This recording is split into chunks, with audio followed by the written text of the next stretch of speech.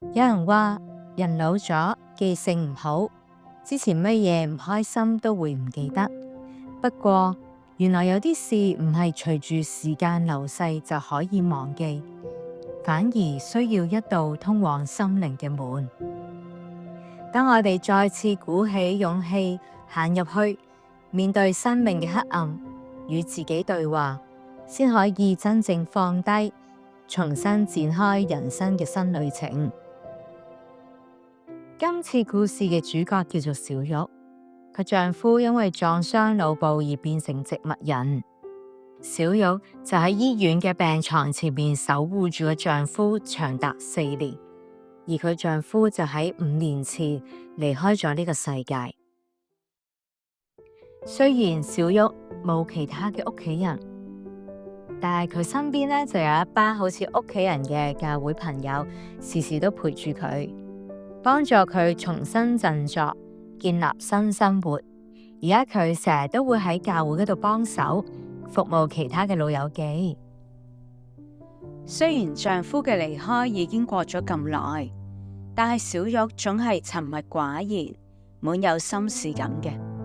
喺長者唔識生命繪本班嘅裏邊，小玉跟住導師嘅引導，創作出黑畫，畫出佢心中嘅巨人。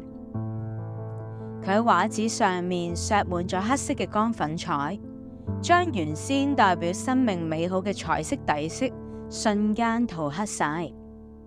呢一刻，佢停低咗，眯埋眼睛，點都再講唔出說話出嚟，仿佛眼前嘅黑暗就將佢帶返去丈夫嘅病床前邊，一股強烈嘅絕望、孤單、懼怕同埋難過嘅感覺湧上心頭。小玉，小玉，你見點啊？坐喺小玉旁邊嘅義工阿玲好擔心咁樣問道。小玉打開嗰一雙流住眼淚嘅眼睛，慢慢咁講：我唔知點樣再畫落去啊！但係我真係好想完成呢一幅畫。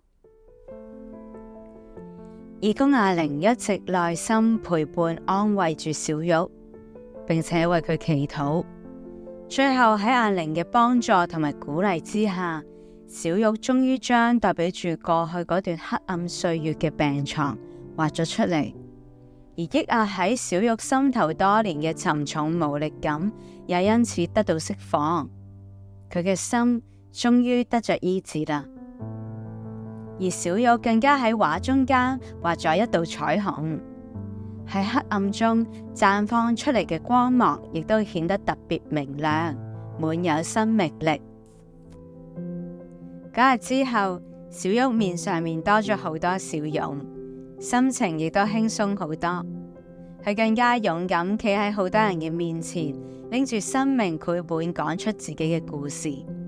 佢唔再驚諗翻起往事，反而感恩生命裏邊遇到好多愛護住佢，同佢一齊並肩同行嘅天使，好似燈火咁樣重燃咗佢對生命嘅盼望。